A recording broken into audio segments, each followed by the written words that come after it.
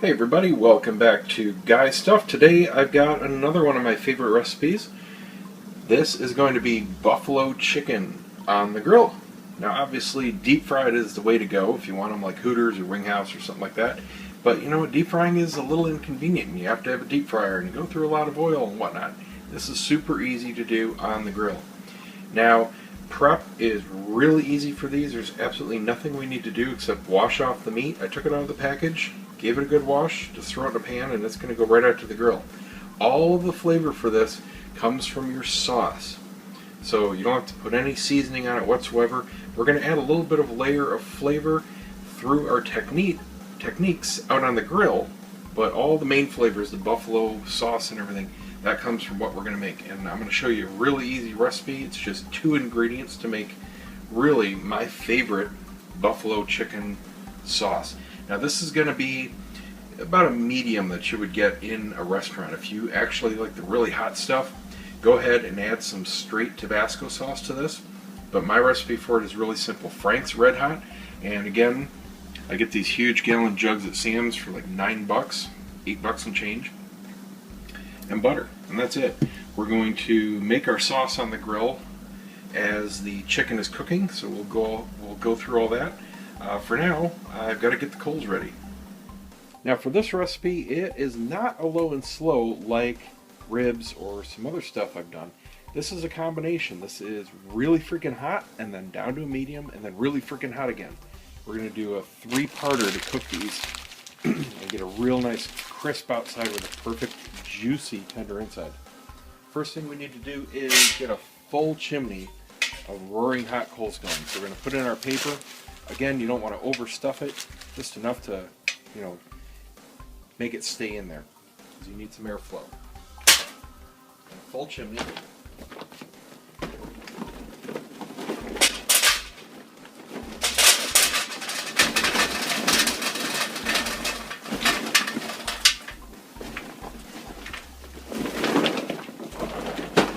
There are 2 things that govern how much coal you need for cooking something. One is surface area, and that's what we're going for today.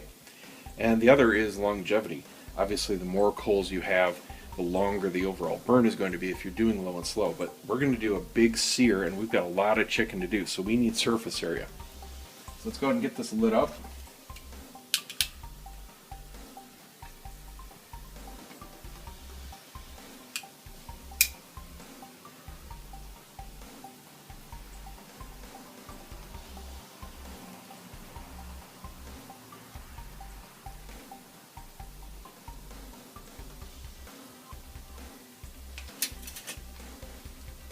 And we'll be back in about 30 minutes after those coals are really hot, and we'll start prepping the grill, put the chicken on and start cooking. Our coals are getting nice and hot here. They're almost ready, just starting to get a little bit of a gray on top. Now what we need to do is get this thing really hot. So I'm actually going to pour this in a little bit before they're done, which won't hurt a thing. I'm putting these all against the side, but not quite as tight as I would for like ribs or bacon or anything else I'm doing low and slow, because we need some surface area. So I'm going to spread them out just a little bit. I want them over maybe 1/3 of the grill. We need a lot of heat and some good surface area, because we're going to be using a lot of this grill to sear our wings before we kind of do them a little bit lower, and then they're going to come back for another sear at the end.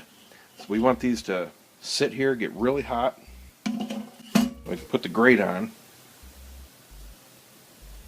give it a clean while it's going.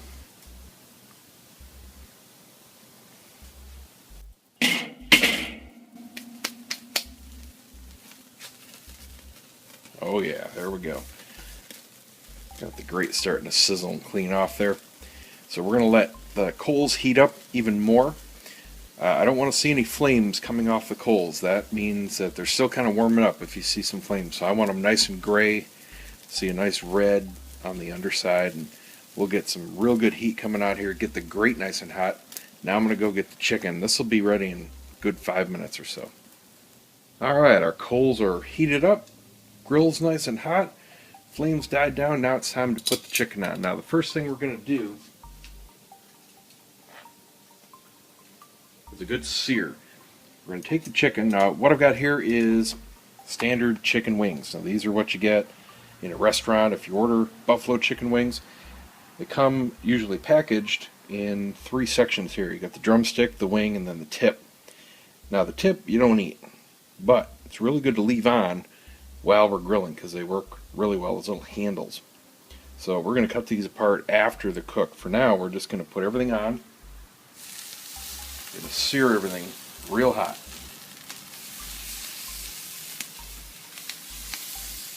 Just want to put it on here, get as many as you can on.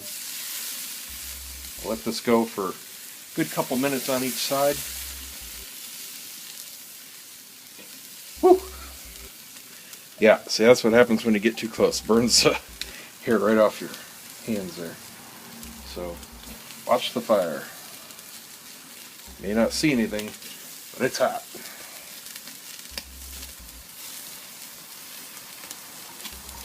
So when I do these big packages here, I can get about half on at once. So I'm going to set the rest down here for a second.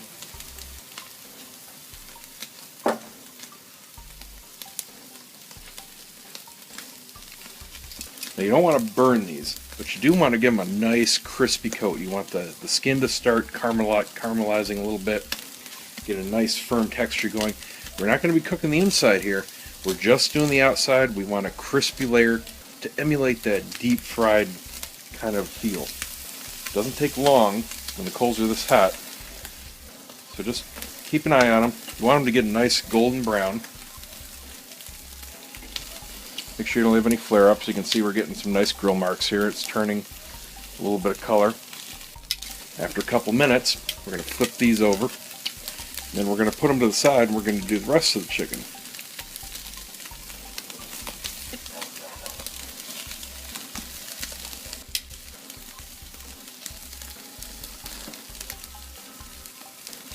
You don't have to watch this. I'll go ahead and finish up the sear here and I'll come back when I'm done with the second batch. Alright, we're about done here. Got the second batch just finishing up. Let's see, we've got nice juices coming out, a little bit of grill marks. Skin's nice and firming up. Not burning them though. Remember, we're not cooking these at this point. The insides are still raw. Just giving a nice crispy skin. This is a lot texture and flavor we're adding at this point. So now we're going to take the rest off the heat. Doesn't really matter how you arrange them here on the other side. Just get them away from the hot coals. Now all we have to do is put the lid on. Want these between 3, 3 1/4, somewhere right around there. I'm just going to put the vents about half closed. I've got a really, really hot stack in there, so that's going to cool down over the next half an hour or so to where we want to be. And this is where it's actually going to cook the chicken. So we're going to let this sit. We don't have to do anything to it. Fire is going to slowly die down. It's going to cook our chicken for us, get it nice and tender, but still stay nice and juicy, and it's got that nice crispy coating going. Then after we're done with that, we're going to give it another quick sear to warm everything back up, give it a little extra crispness and flavor out there, and then it'll be ready for the sauce. In the meantime, we've got to prepare the sauce, and this is how we do that.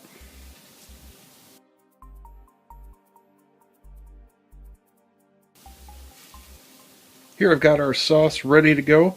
Really simple. 2 cups of Frank's Red Hot, full stick of butter in here. And you can do this part on the stove if you don't have a little pan that's suitable for the grill, or if you just don't want to do it.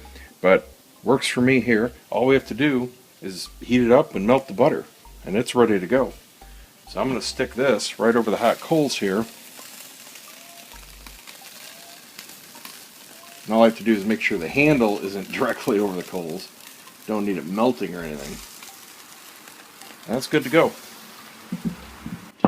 That'll sit in there and be ready when the chicken is. Alright, 30 minutes are up. Should be all set here. Oh yeah. Alright, got our sauce bubbling. Set this aside. Sauce is ready, so what I'm going to do is take this off. get it out of the way. Be real careful, because it is piping hot.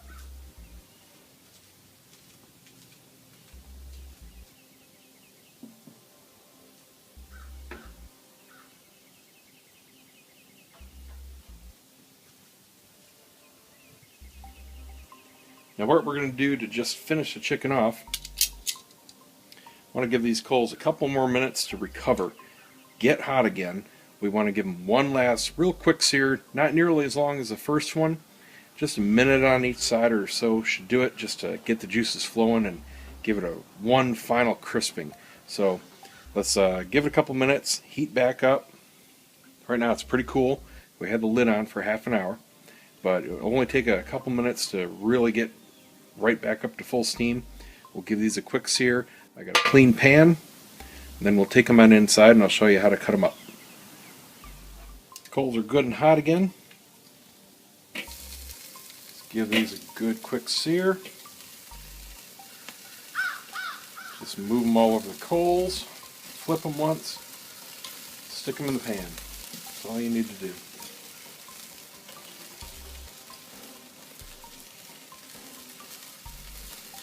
Now something optional you can do with the sauce. I did it in this batch. I don't always do it. I threw in a couple cloves of garlic. You can flavor your own sauce whichever way you want. Like I said, I really prefer the Frank's Red Hot and butter combo. The flavor of the Frank's Red Hot is really, really close to the traditional buffalo that you get at like a Hooters. It's just a beautiful flavor, but you can try any kind of hot sauce. You can try barbecue sauce. All kinds of stuff you can do with. It's all for flavor. Now I like really spicy stuff, but my wife doesn't, so the Frank's actually works out pretty well for that because it's not really a spicy sauce.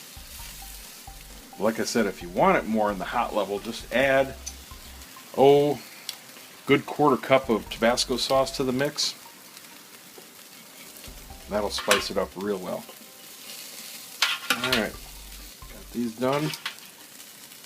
Looking real good. Left that one on a little too much. Sacrifice a little skin there. But you can see it's got a nice crispness to it. That's what we want. All this browning, that's flavor. So that works out real well.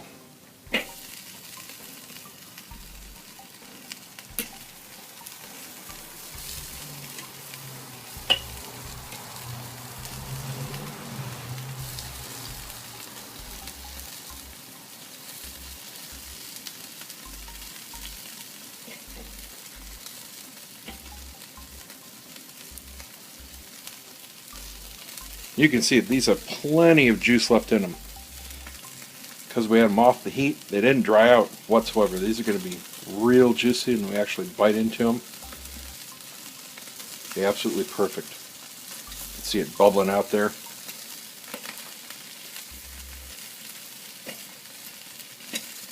Once again, this is a recipe I've perfected over time.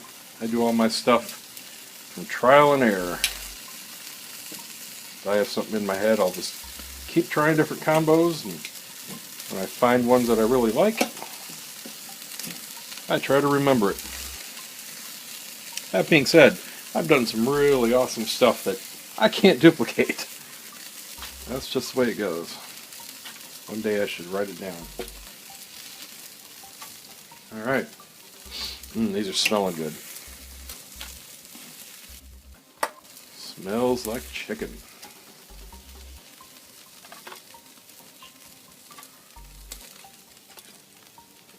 Alright, let's go on inside, show you how to cut these up and sauce them. Alright, here we've got a bowl with our sauce. Like I said, I put a little bit of garlic in here, a couple cloves worth. Completely optional, up to you. You can see the butter and the Frank's just mixes really well. That's still piping hot.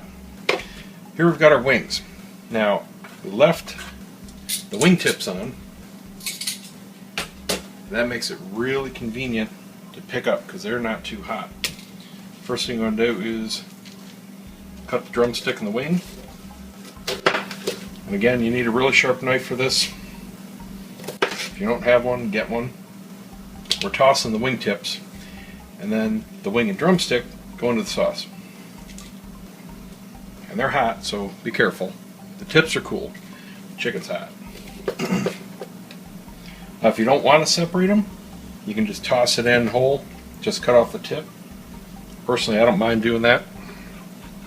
Some people like just the wing, some people like just the drumstick, but if you're like me and don't care, save yourself some time. Stick it all in there. Once you get a nice full bowl of chicken in there, toss it around, get it really coated, get some butter in there, get some sauce in there. Then you want to transfer them to another bowl.